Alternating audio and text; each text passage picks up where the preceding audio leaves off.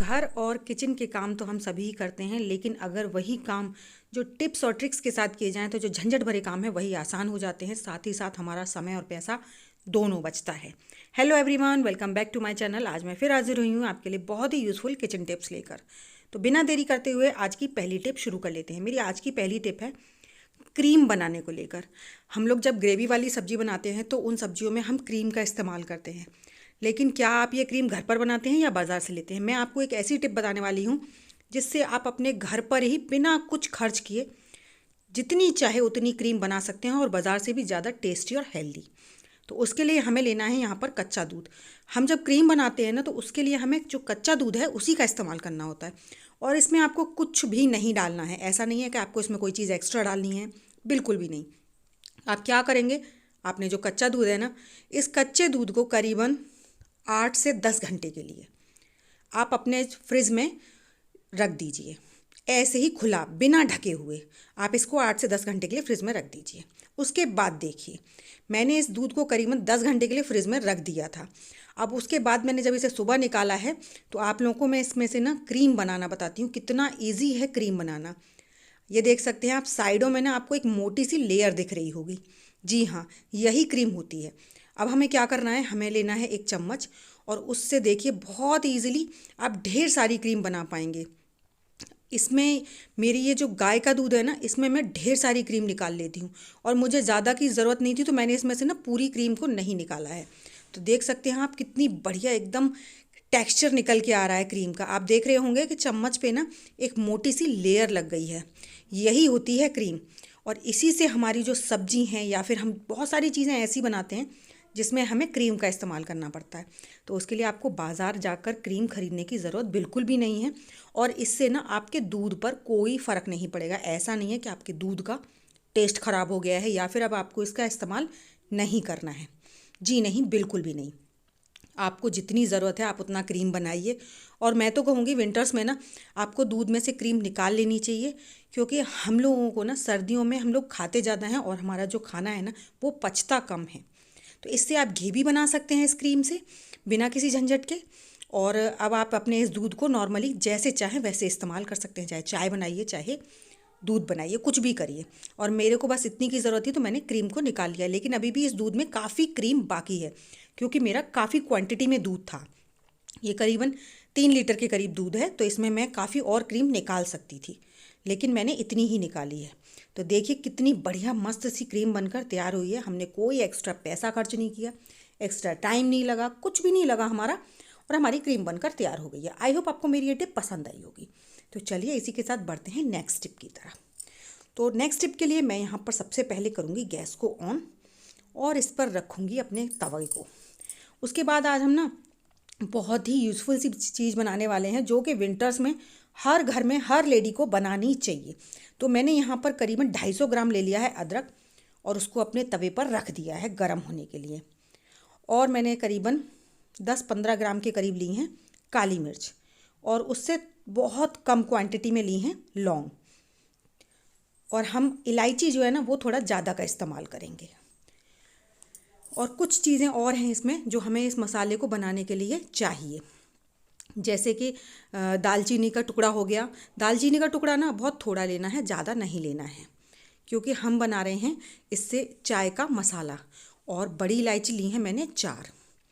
अब इन सारी चीज़ों को ना हम सबको अच्छे से बिल्कुल सिम गैस पर रोस्ट करेंगे। लेकिन उससे पहले अब ये जो अदरक है ना, ये ऐसे ही रोस्ट नहीं होगा। अगर आप चाहें अदरक इस्तेमाल नहीं करना चाहते हैं तो आप उस जगह पर सौंठ पाउडर जो होता है उसका भी इस्तेमाल कर सकते हैं, लेकिन मैं अदरक का इस्तेमाल करूंगी, क्योंकि जो अदरक है ना, फ्रेश अदरक आ रहा है इस समय, और इसका टेस्ट बहुत ही अमेजिंग आता है। और हम इसे ड्राई रोस्ट करेंगे इसी तरीके से। अब हम इस अदरक का क्या करेंगे, जो कि ये रोस्ट हो जाए और अच्छे से पिस जाए इसी मसाले के साथ। हमें ये अदरक भी इसी मसाले के साथ ही पीसना है। तो उसके लिए हम पहले क्या करेंगे, पहले ना हम इस मसाले को हल्का सा गर्म कर लेते हैं। उसके बाद हम इस अदरक को भी अच्छे से गर्म करेंगे, जिससे कि ये इसी मसाले के साथ पिसकर तैयार हो जाए।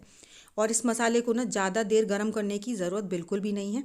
आपको करीबन 1 से 1.5 मिनट बस इस मसाले को सिम गैस पर तवे पर छोड़ना है। इससे ज़्यादा देर छोड़ने के लिए बिल्कुल भी आवश्यकता नहीं है आपको। इस मसाले को ना आपको विंटर्स में ज़रूर बनाकर रखना चाहिए। क्यों कि बच्चे हों या फिर बुज़ुर्ग हों या फिर बड़े हों, आजकल सर्दी इतनी ज़्यादा हो रखी है कि इसको आप अपने चाय में या फिर दूध में, बच्चों के दूध में भी डाल सकते हैं आप इस मसाले को। इसीलिए मैंने इसमें लौंग की जो मात्रा है ना वो कम रखी है, क्योंकि हम अपने बच्चों को भी दे सकते हैं। तो ये मसाला मेरा अच्छे से गर्म हो गया था, तो इसको तो हम प्लेट में निकाल लेंगे, क्योंकि हमें अभी अदरक को भी अच्छे से सुखाना है इसी तवे पर। तो इस मसाले को साइड में रख देते हैं, तब तक ही मसाला हल्का सा ठंडा हो जाएगा। तब तक हम लेंगे अदरक। जो हमने अदरक लिया था ना, वो सारा अदरक हम इस तवे पर ग्रेट कर देंगे। क्यों कि हमें ये ग्रेट कर करना, इसी तवे पर हमें इसे बिल्कुल सुखा देना है। और इसे काम को ना तेज़ गैस से बिल्कुल भी मत कीजिएगा, क्योंकि जब हम कोई चीज़ तेज़ गैस बनाते हैं ना, तो उसकी जो चीज़ की तत्व होते हैं ना वो सारे ख़त्म हो जाते हैं। तो आपको ये सारे काम बिल्कुल सिम गैस से ही करना है। इससे ना आपका जो चाय का मसाला है, ये मसाला बहुत ही अमेजिंग बनेगा। और ये सिर्फ चाय का ही मसाला नहीं है, आप अपने घर के छोटे बच्चों को दूध में डाल कर दे सकते हैं, क्योंकि हमने लौंग की मात्रा बहुत ज़्यादा कम रखी है इसीलिए। क्योंकि ये मसाला जो है ना, खांसी ज़ुकाम इन सब चीज़ों में बहुत ज़्यादा फ़ायदा करता है। हल्का फुल्का अगर बुखार का भी होता है ना, वो सब भी इससे नहीं होता। तो देख सकते हैं अदरक ना बहुत अच्छे से अब हमारा हिलने लगा है, मतलब करीबन सूख चुका है। तो इस टाइम पर हम इस गैस को कर देंगे बिल्कुल बंद। और जब तक हमारा ये तवा ठंडा हो रहा है, तब तक हम इसे इसी पर रहने देंगे। और साथ ही साथ हमारा जो वो मसाला ठंडा हो गया था, उसे भी इसी पर रख देंगे, ताकि जब हम इस सबको पीसें ना, तो ये बहुत ही ईजिली पिस जाएँ। तो ये जब ठंडे हो जाएंगे, उसके बाद में आप पीसूँगी। तो आई होप आपको मेरी ये टिप पसंद आई होगी। तो इसीलिए मैंने इसको आप लोगों को पीस कर नहीं दिखाया है, बाद में मैं इसको जब ठंडा होगा तभी पीसूँगी। तो इस तरीके से आप लोग ज़रूर बना कर रखिएगा अपने घर में इस मसाले को, ताकि किसी को भी सर्दी जुकाम वगैरह बिल्कुल भी ना लगे। तो इस तरह से आप अपने घर में ना ये छोटे बच्चों को, बुज़ुर्गों को ज़रूर से दीजिएगा, और मेरे साथ ज़रूर शेयर कीजिएगा कि आपको मेरी ये टिप कैसी लगी। आई होप आपको ये टिप पसंद आई होगी। तो चलिए इसी के साथ बढ़ते हैं नेक्स्ट टिप की तरफ। और उससे पहले आप लोगों से रिक्वेस्ट करूँगी कि आप मेरी वीडियो किस गाँव या किस शहर से देख रहे हैं, प्लीज़ कमेंट कर ज़रूर बताइएगा। साथ ही साथ मुझे ये भी बताइएगा कि आपको मेरी सबसे ज़्यादा कौन सी टिप पसंद आई है। तो चलिए अगली टिप पर बढ़ते हैं। तो मैंने यहाँ पर लिया है रॉ मिल्क। हमने यहाँ पर बिल्कुल कच्चा दूध लिया। इस जो हम बना रहे हैं रेमेडी, इसके लिए हमें दूध कच्चा ही चाहिए, पका हुआ बिल्कुल नहीं चाहिए। तो यहाँ पर मैंने करीबन 4 चम्मच के करीब लिया है दूध, और इसे हम अच्छे से इस तवे पर गरम कर लेंगे। और उसके बाद हम लेंगे हमारे ना, जो हम लोग पपीता खाते हैं उसका छिलका। ये जो छिलका होता है ना, बहुत ही अच्छा होता है, हमारी स्किन के लिए बहुत ही अमेजिंग होता है। तो उसके हम टुकड़े कट करके इस पर तवे पर डाल देंगे। और हमें ना ये दूध में तब तक पकाने हैं जब तक ये दूध बिल्कुल फट के इसका जो पनीर होता है ना वो अलग ना हो जाए। तो इस काम में करीबन 1 से सवा मिनट लग सकती है। तो आप इसे बीच बीच में गैस को थोड़ा बहुत तेज़ और थोड़ा बहुत सिम करके कर सकते हैं। और साथ साथ ना ये जो आपने पपीता डाला है, इसको भी अच्छे से चम्मच से दबा दबा के इसका रस निकाल लीजिए, क्योंकि ये जो पपीता है ना, ये बहुत ही अमेजिंग चीज़ होती है हमारे लिए विंटर्स में, बहुत ही अमेजिंग। तो जब हमारा ये दूध ना अच्छे से पकने लगेगा, आप देखेंगे कुछ ही सेकंड्स में इसमें से पनीर बनना शुरू हो जाएगा। वही पनीर हमें चाहिए। तो देखिए बिल्कुल अलग अलग थोड़ा थोड़ा सा होने भी लगा है, और इस प्रोसेस को होने में ना कुछ खास ज़्यादा टाइम नहीं लगता है। तो आप देख सकते हैं ये हमारा जो पनीर सा है ना, ये बनकर तैयार हो गया है। तो बस हमें यही चीज़ चाहिए। तो अब हम इसको ना, इस पनीर को और इन पपीतों के जो टुकड़े हैं इनको हम अलग अलग कर लेंगे, क्योंकि हमें इसका जो पनीर है ना, इसका इस्तेमाल करना है। अगर आप चाहें ना तो जो पपीते के जो छिलके हैं इसका भी इस्तेमाल कर सकते हैं, लेकिन मैं आज आपको सिर्फ इसका पनीर का इस्तेमाल करना बता रही हूँ। तो मैं इसको कटोरी में निकाल लूँगी। पूरा जो हमारा पनीर का दूध वगैरह सा पानी जैसा है वो सब कुछ निकाल लेना है हम। और अब इसका क्या इस्तेमाल करना है, चलिए वो देख लेते हैं। और इसका कलर आपको दिखाई दे रहा होगा, एकदम ऐसा है जैसा केसर डाल रखी है क्या हमने इस दूध में। लेकिन हमने दूध में केसर तो डाली नहीं है, लेकिन जो पपीते का कलर होता है ना, वो भी पपीते ने इसमें छोड़ा है। और इससे ना बहुत ही अमेजिंग हमारी स्किन के लिए रिजल्ट मिलेगा। आप इस चीज़ को ना अपने फेस पर, हाथों पर, गर्दन पर ज़रूर से ट्राई कीजिएगा। इससे क्या होता है, सर्दियों में एक तो हमारी जो स्किन पे ड्राइनेस हो जाती है वो ख़त्म होती है। साथ ही साथ आप जब इसका इस्तेमाल करेंगे ना, तभी आप जान पाएंगे ये कितनी अमेजिंग रेमेडी है। इससे आपकी स्किन पर एक अच्छा सा ग्लो आएगा। साथ ही साथ आपके ना स्किन टोन इतनी अच्छी हो जाती है कि ऐसा लगेगा जैसे आपने अगर अपने फेस पर इसको ट्राई किया है, जैसे आपने अपने फेस पर ब्लश लगा रखा है, ब्लशर जैसा लुक देता है, बहुत ही पिंकी लुक आ जाता है आपके चीक्स पर, जिससे आपकी स्किन बहुत ज़्यादा और भी ग्लो करती है। तो इस तरह से मैं आपको हाथों पर इस्तेमाल करके दिखा रही हूँ, आप इसे फेस पर एक बार ज़रूर ट्राई कीजिएगा, उसी के बाद आपको समझ में आएगा कि हाँ ये रेमेडी बहुत ही अमेजिंग होती है। तो मैं इसको हाथों पर अच्छे से रब कर रही हूँ और इतनी अमेजिंग टेक्सचर होता है इसका। इसको ना रब करना बहुत ईजिली हो जाता है, क्योंकि इसमें एकदम इतना स्मूथ होता है कि इसको रब करने में आपको कोई ड्राइनेस वगैरह या फिर इचिंग वगैरह नहीं होगी। इसको लगाकर आप 5 से 10 मिनट के लिए छोड़ भी सकते हैं, लेकिन अगर आपको लग रहा है कि ठंडी है तो आप मत छोड़िए, कोई दिक्कत नहीं। आप इस चीज़ को ना गुनगुना गुनगुना ही इस्तेमाल में लीजिएगा, ठंडा मत लीजिएगा। इससे क्या होगा, गुनगुना गुनगुना जब लेंगे ना तो आपकी स्किन में से जो डेड स्किन होगी ना वो भी निकल जाएगी। तो देखिए मैंने नॉर्मली इसे ठंडे पानी से धोकर और आपको हाथों को दिखा रही हूँ मैं, एकदम बढ़िया क्रीमी हाथ हो गए हैं मेरे। इसके बाद आपको ना मॉइस्चराइज़र वगैरह लगाने की बिल्कुल भी ज़रूरत नहीं पड़ेगी। आई होप आपको मेरी छोटी सी टिप थी ज़रूर पसंद आई होगी। तो चलिए बढ़ते हैं नेक्स्ट टिप की तरफ। नेक्स्ट टिप है मेरी धनिया को लेकर।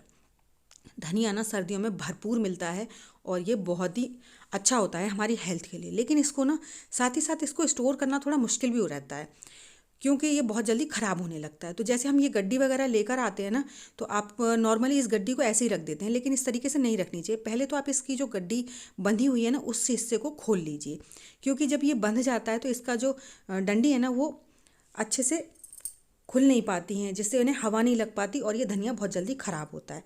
और उसके बाद आप इसमें से अगर कोई डंडी आड़ी टेढ़ी रखी हुई है तो उसे सीधा करके रख लीजिए, जिससे कि एक ही डायरेक्शन में सारे पत्ते हों। इनकी जो डंडियां हैं वो नीचे की तरफ रहें और जो पत्तियां हैं वो ऊपर की तरफ। और अगर कोई ख़राब पत्ता है तो उसे निकाल दीजिए। मैं आज आपको ऐसी बढ़िया सी टिप बताऊंगी जिससे ना आप इस धनिया पत्ती को फ्रिज में या फिर बाहर कहीं पर भी बहुत ईजिली स्टोर कर पाएंगे। तो इस तरह का कार्डबोर्ड बॉक्स हो आपके पास तो उसका आप इस्तेमाल इसमें कर सकते हैं। ऐसे हम लोग ऑनलाइन कुछ भी मंगाते हैं तो इस तरह के बॉक्सेस वगैरह आते ही हैं। तो उसके अंदर आप ना ये जो डंडी वाला हिस्सा होता है इसको आप अंदर कर दीजिए, जितना अंदर इसके अंदर जा सकता है उतना कर दीजिए, क्योंकि हमें इसकी सिर्फ थोड़ी थोड़ी पत्तियां ही बाहर रखनी है, जिससे उन पत्तियों को हवा लगती रहे और जो डंडियां हैं उन्हें हवा एक्स्ट्रा ना लगे। और कार्डबोर्ड में ना ये चीज़ें बहुत ही अच्छे से स्टोर रहती हैं, ख़राब भी नहीं होती हैं। तो इस तरह से जब हम इन्हें रख लेंगे ना तो आप इन्हें अपने काउंटर पे भी रख सकते हैं, किचन काउंटर पे, या फिर आप इन्हें फ्रिज में रख दीजिए, कहीं पर भी रख दीजिए। एक तो इनको रखना बहुत आसान हो जाएगा, साथ ही साथ इनको ना आपको जब भी इस्तेमाल करना हो आप थोड़ी सी पत्तियां निकाल लीजिए और ये बिल्कुल फैली फैली भी नहीं रहेंगी और इस तरह से ये लॉन्ग टाइम तक एकदम हरी हरी रहती हैं। तो इस तरह से आप अपने धनिया पत्ती को या फिर बथुआ वगैरह है, पालक है, कुछ भी है, आप उसको स्टोर करके रख सकते हैं। आई होप आपको छोटी सी टिप थी ज़रूर पसंद आई होगी। तो चलिए बढ़ते हैं नेक्स्ट टिप की तरफ। नेक्स्ट टिप है हमारे आटे को लेकर। हम लोग ना कई बार आटा बहुत ज़्यादा पिसा लेते हैं और वो आटा जो है ना कुछ दिनों में ही ख़राब होने लगता है। आप कहेंगे ये काला काला कैसे है? ये मेरे जो काले गेहूँ होते हैं ना उसका आटा है। और काले गेहूं का आटे का कलर ना ऐसा ही होता है जैसे कि बाजरे के आटे का कलर होता है। तो इसको स्टोर करना थोड़ा सा मुश्किल होता है, क्योंकि हम जब ज़्यादा पिसा लेते हैं तो इसमें हल्की सी झुनझुनी वगैरह लग जाती है या फिर छोटे छोटे बारीक बारीक कीड़े हो जाते हैं।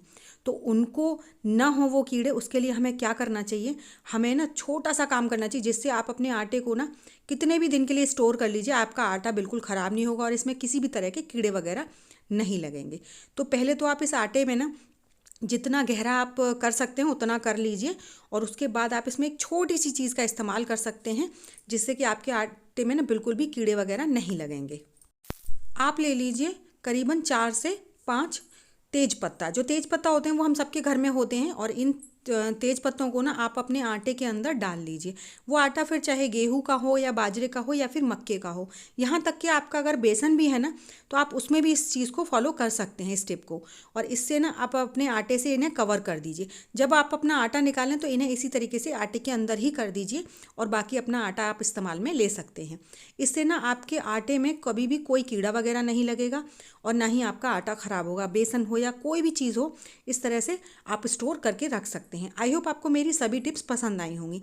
टिप्स अगर पसंद आई हो तो वीडियो को लाइक और चैनल को सब्सक्राइब करना बिल्कुल मत भूलिएगा। साथ ही साथ अपने फैमिली फ्रेंड्स में भी ज़रूर से शेयर कीजिएगा। तो ऐसी अमेजिंग टिप्स और ट्रिक्स के साथ मैं आपको अपनी नेक्स्ट वीडियो में मिलूंगी। तब तक के लिए बाय बाय।